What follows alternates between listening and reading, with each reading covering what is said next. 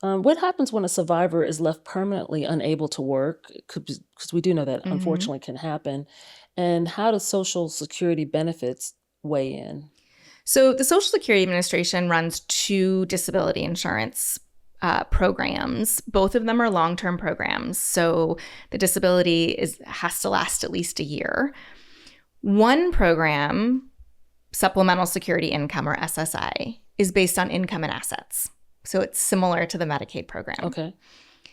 One program is based on having worked and paid into the system, and that's SSDI. Mm-hmm. And so both programs have a very stringent definition of disability. They are not easy programs to get into. And the unfortunate reality is about 65 to 70% of applications are denied on the first try. Wow.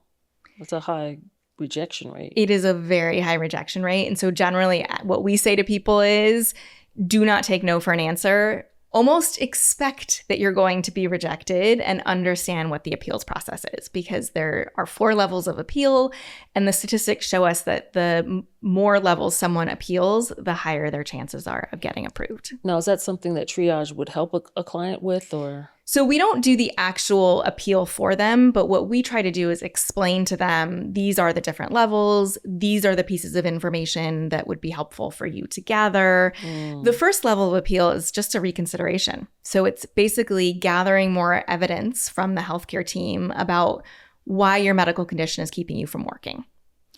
So even at that point, a lot of times people will say, well, do I need a lawyer? To apply? No. To do the first level of appeal, probably not, because again, it's about the medical information. Okay. Mm-hmm. If someone has to appeal beyond that, it can be very helpful to find a lawyer.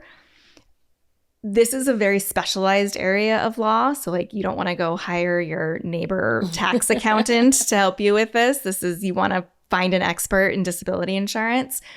And a lot of times people will say, well, wait a minute, I'm in the middle of cancer treatment. I'm so sick, I cannot work, and you expect me to pay for a lawyer?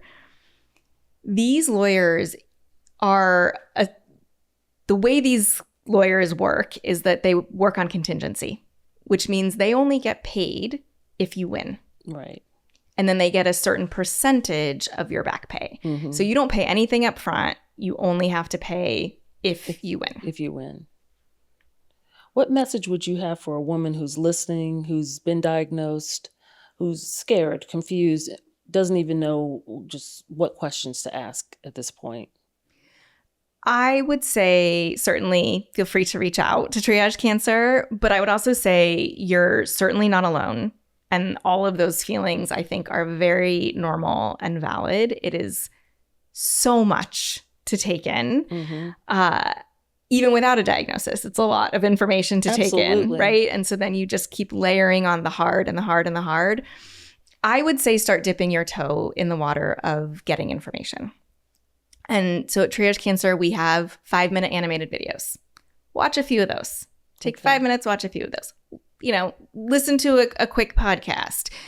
And then work your way up to kind of we do day-long programs, which are also very overwhelming for someone who's already feeling overwhelming. Mm-hmm. But I think it is about getting exposed to these topics, because as you start listening to these conversations, I think it naturally spawns questions. Oh, do I understand my health insurance? Maybe I don't understand my health insurance. Let me try to figure out my health insurance. Or do I understand what I have access to at work? Oh, I probably need to be asking some more questions there. So I think that would be my advice, is that you start small and work your way up, because it can be not only overwhelming, but what you need to understand or be thinking about is also going to change throughout the continuum of care. Right. So what someone needs when they're first diagnosed might be different than what they need after surgery, or if they're going to do reconstruction, or if they're moving into long-term survivorship. What someone needs is going to be different at each one of those stages. This is so important because it can just be life-changing. A lot of people, I think, don't even know that they can apply for financial assistance with the hospital or cancer center that they're currently being treated. And how do you feel about that, or what's your thoughts? So I think it's unfortunate that hospitals are not more transparent about the availability of charity It care. does seem to be on a need-to-know basis. It does sometimes, not Sometimes, always, not but always. sometimes.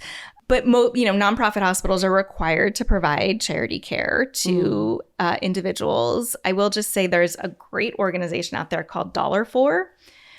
They're a partner of ours, another nonprofit, and their whole mission is to help people apply for charity care. Okay. So you can go to $4. You can give them some information about where you received care, and they will help with the charity care applications and help you get access to that.